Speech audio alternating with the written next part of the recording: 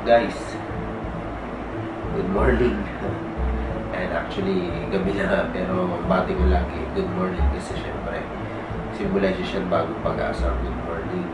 So, andito ko ngayon, nag-video, kagaya na sinabi sa inyo, nag-video ako regarding sa testimony ko. Dati, bago mag-start, dati kasi nalala ko nag-start ako sa SWA. Talagang mahirap.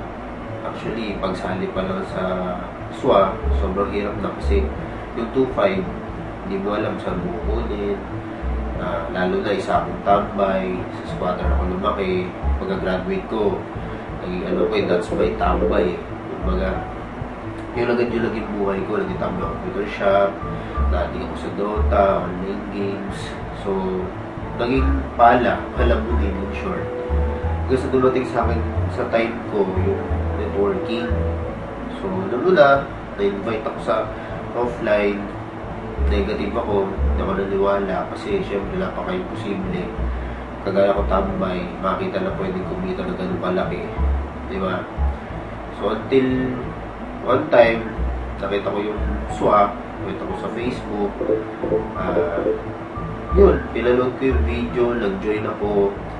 First month ko that time, sumali ako sa SWA is 87,000. So, marami nakapanood dun first video ko. 87,000. So, malaki na dun sa isang buwan. At ngayon, grabe, nababaliw talaga ako right now. I'm sure ikaw na nanonood dyan, mababaliw ka talaga. Kasi right now, I'm 1 year and 3 months na dito sa SWA. And until now, di pa rin makapaniwala na lumalaki yung earnings ko. Ganun pala sa network marketing. Habang binibigay mo yung best mo, ginagawa mo yung best mo, tuloy-tuloy yung harvest mo, palaki din siya ng palaki. So, itong October ko, 2013, sobrang laki ng kinita ko. Ang total na kinita ko, kinumpit ko lang, is 417,500. So, kung gusto mong makita yon, eto yung iba. Diba? Nakikita mo ang kakay. Diba? Kung may negative, sarap ipalo, diba? Negative ka, ano kung sa'yo eh, diba? So, don't get me wrong here. Kaya ko ito pinapakita sa inyo. Hindi para ipagmayabang. Diba? I just want you to be inspired. Kung ako, isang squatter. Diba? Kung ako isang squatter, for how many years, sa sulugan, naging tambay, palamunin, mga hirap sa pera, hirap sa buwa, na para kumita ng ganito, yun ang nakapagpapalala. Diba? Actually, yung iba kasi, yung 106,500 nasa video ko na. So, pag tinotal yun, that is kasama nito, that is 417,500. Alam mo nakapabaliw, first time ko makahawak ng ganito kapapal na pera. I'm sure ikaw na nanonood dyan, gusto mong makahawak ng ganito kapapal na pera.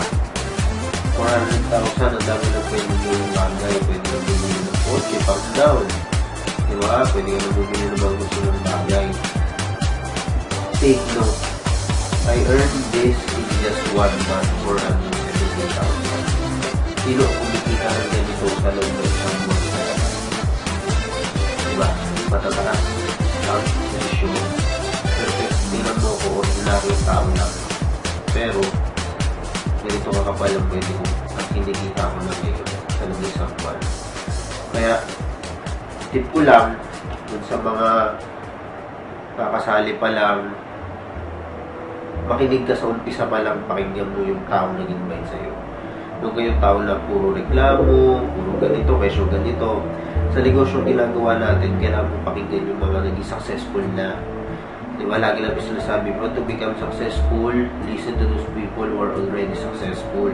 Wala ibang sekreto, kagaya ko. Lagi kong tip sa grupo ko, focus, believe, and be positive lang. Kasi kung negative yung na-attract mo, negative na buha mong resulta.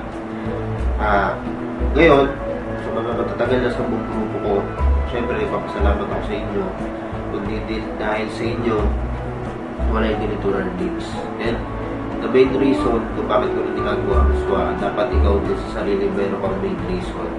Ito para sa pamilya ko ito.